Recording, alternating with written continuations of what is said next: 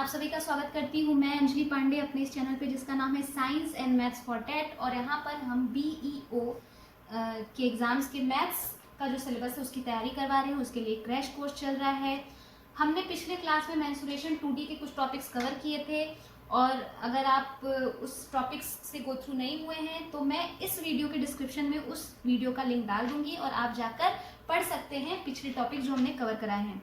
आज 2D continues हो रहा है, यानी 2D मेंस्ट्रुएशन 2D के कुछ टॉपिक जो हमने पिछले वीडियो में नहीं पढ़ाए थे वो इसलिए नहीं पढ़ाए थे कि इन टॉपिक से बहुत ज़्यादा क्वेश्चन आ रहे हैं और इनको अलग से कवर करना हमारी मजबूरी है। तो चलिए आइए देखते हैं और शुरू करते हैं जल्दी से। ये वीडियो थोड़ी छोटी होगी क्योंकि हाँ हमें सिर्फ 3 टॉपिक पढ़ना है, लेकिन इंपॉर्टेंट टॉपिक पढ़ना है, तो बी फोकस्ड। 2D कंटिन्यूज चतुर्भुज। हम जानते हैं पिछले क्लास में हमने 2 चतुर्भुज ऑलरेडी पढ़ लिए थे। एक तो वर्ग चतुर्भुज मतलब 4 भुजाओं से बनी आकृति और दूसरा आयत। क्योंकि ये सभी काफ़ी सिंपल थे और इनसे क्वेश्चन बहुत घुमावदार नहीं आते हैं और लोग इनमें उतना कंफ्यूज नहीं होते हैं। पर आज जो टॉपिक हम पढ़ने जा रहे हैं उसमें लोग कंफ्यूज हो जाते हैं। चतुर्भुज फैमिली के ही मेंबर्स हैं समलंब, यानी कि इंग्लिश में ट्रेपेजियम, समांतर यानी कि पैरेललोग्राम, समांतर चतुर्भुज। यहां पर आप बाय डिफॉल्ट रख लीजिएगा समलंब चतुर्भुज, समांतर चतुर्भुज, और उसके बाद समचतुर्भुज, समचतुर्भुज।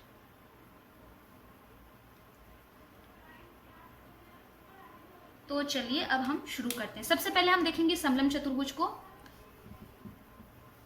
जानेंगे समलंब चतुर्भुज के बारे में।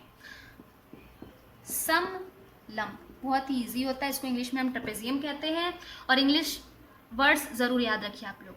4 भुजाएं होती हैं, आमने सामने की 2 भुजाएं समांतर होती हैं और बाकी जो 2 भुजाएं होती हैं उनका कुछ कहा नहीं जा सकता, कैसी भी हो सकती है, समांतर नहीं होंगी, कोई लंबी होगी, कोई आड़ी होगी, कोई टेढ़ी होगी, कोई तिरछी होगी, कुछ भी हो सकता है। इन दोनों भुजाओं को ध्यान मत दीजिए, बस इतना ध्यान रखिए कि इस समलंब चतुर्भुज में केवल एक खासियत होती है कि आमने सामने की जो भुजाएं होती हैं वो समांतर होती हैं, बराबर भी नहीं होती, केवल समांतर होती है। और ये बाकी की जो 2 भुजाएं हैं इनका तो कुछ कहा ही नहीं जा सकता। तो चलिए जल्दी से क्षेत्रफल देख लेते हैं। क्षेत्रफल ये मान लीजिए ए, ये बी, ये सी, ये डी, और ये इन दोनों के बीच की दूरी h। ये जो 2 समांतर भुजाएं हैं इनके बीच की दूरी हमने क्या मान लिया, h। तो परिमाप का फॉर्मूला मुझे लिखने की जरूरत नहीं है, जो लोग पिछली वीडियो देख चुके हैं उनको जरूर पता है कि मैं क्या कहने की कोशिश कर रही हूँ। परिमाप का तो फॉर्मूला ही लिखने की जरूरत नहीं है। परिमाप ऐसी चीज ही है कि उसका फॉर्मूला जब लोग लिखते हैं तो मुझे हंसी आती है। कुछ नहीं करना है, सारी भुजाओं को जोड़ देना है। जितनी भी भुजाएं आपके पास है दुनिया में, कोई भी आकृति हो उसका परिमाप पूछे, 2D आकृति उसका परिमाप पूछे, जितनी भी भुजाएं हैं 6, 7, 8, 100, 10 सबको बस जोड़ देना है। तो यहाँ a + b + c + d। तो चलिए अब क्षेत्रफल निकालते हैं, क्योंकि मुझे नहीं लगता जो पिछली वीडियो से गो थ्रू हुए हैं उन्हें अब इसकी जरूरत भी है। परिमाप का फॉर्मूला लिखने तक की जरूरत नहीं है उन बच्चों को। तो अब क्षेत्रफल पे आते हैं। क्षेत्रफल का फॉर्मूला होता है हाफ गुणे a + c।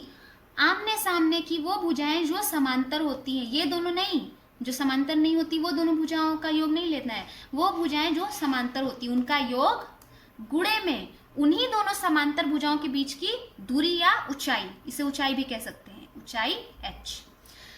ये तो होता है क्षेत्रफल का फॉर्मूला। पर पता है कभी कभी क्या होता है, क्वेश्चन में हमें दे देते हैं कि भैया ऊंचाई नहीं देंगे, दे देंगे b और d की वैल्यू, यानी जो असमांतर भुजाएं होती, जो समांतर भी नहीं होती, जिनका कुछ कहा भी नहीं जा सकता, उनकी वैल्यूज दे दी होती। तो क्या करेंगे, तो आइए हम बताते हैं ना। ये हमने बना लिया एक समलंब चतुर्भुज, ये a और ये c। ऊंचाई हम कैसे निकालेंगे, कुछ नहीं करना है। ये जो इन दोनों में से ये किसी भी पॉइंट से यहाँ नीचे ऐसे एक लाइन खींच देनी है 90 डिग्री। देखिए ये और ये ऊंचाई तो बराबर ही होगी ना, चाहे इसको मैं यहाँ ऐसे खींचूं, उसको यहाँ खींचूं या फिर यहाँ खींचूं, ऊंचाई तो बराबर ही होगी। लेकिन हम पता है यहाँ क्यों खींच रहे हैं, यहाँ पर हम लगा देंगे अपने दुनिया रेखा गणित की दुनिया का सबसे प्यारा थ्योरम पाइथागोरस, लगा देंगे, बस काम खत्म। देखिए ये हमें दिया ही होगा, ठीक है, ये भी हमें दिया होगा। मैंने क्या कहा कि कभी कभी ऊंचाई ना देकर ये वाली वैल्यू दे दी होती है, ये d की वैल्यू दी होगी, इधर b की वैल्यू दी होगी। तो हम क्या करेंगे, दोनों तरफ ऐसे खींच देंगे लाइन, ठीक है। और इस ट्रायंगल में, ये मैं रेड से आपको बता के दिखाती हूँ, इस ट्रायंगल में ये ट्रायंगल एक बन गया समकोण त्रिभुज और एक ये समकोण त्रिभुज बन गया। इन दोनों में लगा देंगे पाइथागोरस थ्योरम, ठीक है। उसके बाद हमें h की वैल्यू मिल जाएगी। जैसे ही पाइथागोरस थ्योरम लगाएंगे हमें h की वैल्यू मिल जाएगी। परंतु क्या आप बताइए, एग्जाम में जहां हमारे पास इतना कम टाइम होता है, दो त्रिभुज बनाए समकोण, उसके बाद वहां पाइथागोरस थ्योरम, जहां इतनी लंबी कैलकुलेशन होगी, उसके बाद हम निकाल दें वैल्यूज, h निकालें, फिर इस फॉर्मूले में रखें, क्या इससे नौकरी मिलेगी? मुझे तो नहीं लगता। भाई आपकी कैलकुलेशन शकुंतला देवी की तरह तेज होगी, अभी एक मूवी भी आने वाली है विद्या बालन की, अगर वैसी होगी तो हाँ हो सकती है, परंतु क्या आपकी कैलकुलेशन उतनी तेज है? बहुत कम लोगों की होती है दोस्तों। तो इसी के लिए हम अपने अगले वीडियो में क्या बताएंगे आपको, ट्रिक्स। तो जुड़े रहिए हमारे साथ। मैं बार बार आपसे कह रही हूँ कि पेशेंस रखिए, जुड़े रहिए और कॉन्सेप्ट के साथ ट्रिक्स की प्रैक्टिस करिए। तो ये हो गया हमारे पास फॉर्मूला, ये हो गया कॉन्सेप्चुअल वर्क कि अगर हमारे पास ऊंचाई ना दी हो तो हम ऊंचाई निकालेंगे कैसे, हम क्या लगा देंगे, पाइथागोरस थ्योरम। पर इससे भी एक स्टेप आगे हम कहाँ बढ़ेंगे, अपने अगले वीडियो में। और जी हाँ, अगले ही वीडियो में बढ़ेंगे, क्योंकि धैर्य रखना बहुत जरूरी है, नॉलेज धैर्य से ही आती है। तो ये तो हो गई समलंब की बात। अब बात करते हैं समचतुर्भुज की और समांतर चतुर्भुज की। तो इसको मैं आपको एक कहानी के थ्रू समझाती हूँ। एक फैमिली थी मिस्टर चतुर्भुज की। कौन थे वो? मिस्टर चतुर्भुज, जी हाँ। उनके घर में दो बच्चों ने जन्म लिया। एक का नाम था समांतर चतुर्भुज, ठीक है, और दूसरे का नाम था, नहीं, मैं नाम क्यों बता रही हूँ आपको, नहीं, अभी तो नाम नहीं बताना है, दो बच्चे बस पैदा हुए। तो सबने सोचा कि इनका नाम कैसे रखा जाए, ठीक है। सॉरी नाम बताने के लिए पहले से, परंतु अब कहानी फिर से हम कंटिन्यू करते हैं ताकि हम समझ सकें। तो दो बच्चे पैदा हुए, सबने सोचा इनका नाम कैसे रखें। तो मिस्टर चतुर्भुज जो थे, जो फैमिली के सबसे बड़े मेंबर थे, उन्होंने कहा कि इनके गुणों के आधार पर इनका नाम रखो। तो सबने क्या किया, गुण देखने स्टार्ट किए। तो जब गुण देखे गए तो एक जो चतुर्भुज था उसमें ये गुण देखा गया कि इसकी आमने सामने की भुजाएं क्या है, समांतर हैं, समांतर भुजाएं। कौन सी? आमने सामने वाली, समांतर। और इनके गुण देखे गए तो इनमें दो गुण मिले। समांतर वाला गुण तो था ही, समांतर वाला गुण तो था ही, परंतु एक दूसरा गुण भी था। क्या गुण था? कि इनकी सारी भुजाएं बराबर थी। अगर ये a मीटर है तो ये भी a मीटर, ये भी a मीटर, ये भी a मीटर, ठीक है। तो समानता भी थी। अच्छा, इनमें क्या बराबर था? इनमें सारी भुजाएं बराबर नहीं थी। इनमें आमने सामने की, मतलब ये a मीटर तो ये भी a मीटर, पर ये b मीटर तो ये b मीटर। इनमें क्या था? आमने सामने की भुजाएं समांतर और आमने सामने की भुजाएं समान थी, पूरी भुजाएं नहीं समान थी। परंतु समचतुर्भुज कैसा, ये जो चतुर्भुज है वो कैसा चतुर्भुज था? ये, इसमें ये बात थी कि इसकी सारी भुजाएं बराबर थी। तो सबने कहा कि देखिए भाई, इनमें एक अलग सा गुण है, तो हम इनका नाम इस गुण पे रख देते हैं, इनका नाम रख देते हैं समचतुर्भुज। और इनमें एक लौता ही समांतर वाला गुण है, तो इनका हम नाम रख देते हैं समांतर चतुर्भुज। क्या रख देते हैं? समांतर चतुर्भुज। तो आई थिंक अब आप लोगों को शायद ही जिंदगी में कभी भूले ये स्टोरी सुनने के बाद। मैंने एक छोटी सी कोशिश की ताकि या इस चैनल से जो भी बच्चे जुड़े वो बहुत इजीली चीजें समझ सकें। तो चलिए, ये तो हमने नाम की बात कर दी और नाम के साथ साथ गुण भी देख लिए। आमने सामने की भुजाएं समांतर, इसमें भी आमने सामने की भुजाएं समांतर, इसमें आमने सामने की भुजाएं बराबर, परंतु इसमें सारी भुजाएं बराबर। अब जल्दी से देख लेते हैं विकर्ण के बारे में। अच्छा, एक और चीज होती है, इन दोनों में एक और समानता, इनमें सम्मुख कोण बराबर होते हैं। अगर ये अल्फा डिग्री है तो ये भी अल्फा डिग्री, ये बीटा डिग्री है तो ये भी बीटा डिग्री। सम्मुख माने आमने सामने वाले, ये अल्फा डिग्री तो इसके सामने वाला कोण भी अल्फा डिग्री। सेम यहाँ अल्फा बीटा बीटा ऐसे ही होता है। अब चलिए बात कर लेते हैं विकर्णों के बारे में। सेम होते हैं विकर्ण की जो क्वालिटीज होती है वो सेम होती है। जैसे देख लीजिए कैसे, ये हमने एक समांतर चतुर्भुज ले लिया और ये एक समचतुर्भुज ले लिया, ठीक है। ये विकर्ण हमने खींच दिए, ये विकर्ण हमने खींच दिए। अच्छा, एक विकर्ण दूसरे विकर्ण को, मान लीजिए ये ब्लू वाला D1 है और ये रेड वाला मैं ऐसे खींच देती हूँ, ये क्या है, ये D2 है, ये क्या है, ये D2 है, और ये क्या है, D1, ब्लू वाला क्या है, D1।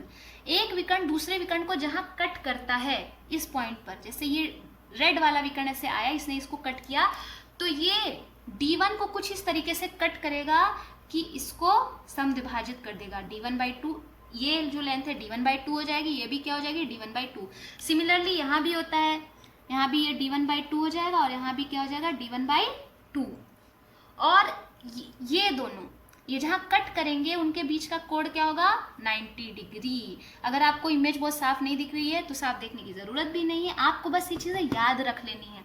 रेखा गणित में अच्छा याद करने वाली बहुत सारी चीज़ें होती हैं, मैं आपको फिर रिवाइज करा देती हूँ कि दोनों ही सूरतों में, समचतुर्भुज और समांतर चतुर्भुज में, दोनों विकर्ण एक दूसरे को कहाँ बाइसेक्ट करते हैं, समद्विभाजित करते हैं, और जहाँ मिलते हैं, जहाँ एक दूसरे को काटते हैं, वो कोण कितने डिग्री का होता है, वो हमेशा 90 डिग्री का होता है।